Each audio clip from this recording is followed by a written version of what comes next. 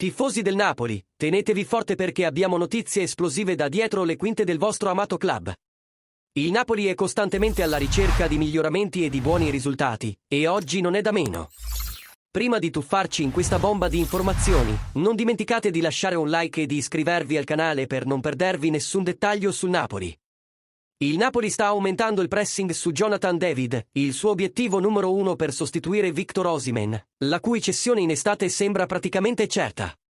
L'attaccante canadese ha il contratto in scadenza nel 2025 con il Lille e da tempo ha fatto sapere che non lo rinnoverà, una posizione che di fatto costringerà il club francese a venderlo già a giugno per evitare di perderlo a costo zero il prossimo anno.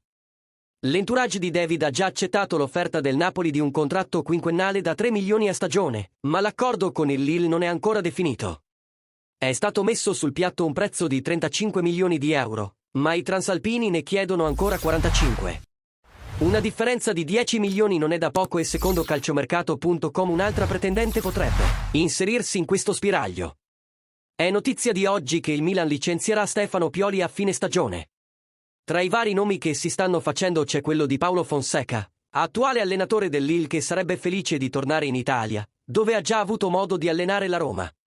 Per un'eventuale avventura rossonera, il portoghese potrebbe quindi portare con sé David.